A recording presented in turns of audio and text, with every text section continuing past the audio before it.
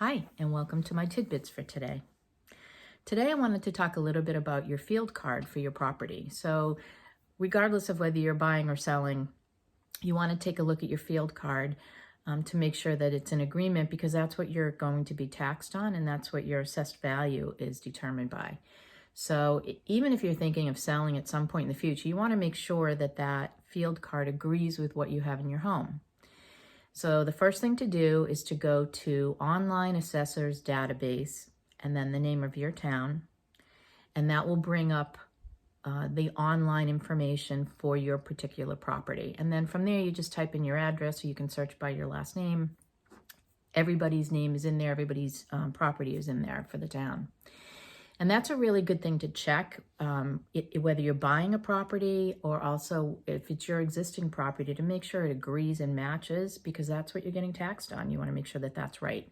So do that. Look at everything. Look at the number of bedrooms, bathrooms, whether you have an outdoor shower, a shed, a pool, anything that's going to show up in there, additions that haven't been recorded onto your assessing base. And let me know if it's 100% in agreement. And if whether it is or not, just put it down in the comments below and let me know, because I'm finding that about 75% of them are incorrect.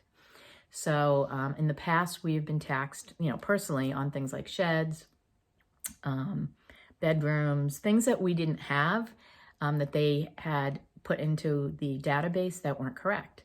So just check that and make sure that your tax base is correct. And then when you're going to buy a property, you want to make sure that that all agrees. That's what I do as a buying agent. I make sure that all of the bedrooms that are listed on the field card are in the house. So a lot of times the field card will say it's a 2-bedroom home, and you'll find that they're set up as a 3-bedroom. Just because a septic is a 3-bedroom doesn't mean that the house is a 3-bedroom. So as a buyer agent, I'm going to do that for you, make sure that all matches, because you don't want to buy a 2-bedroom home and pay for a 3-bedroom home.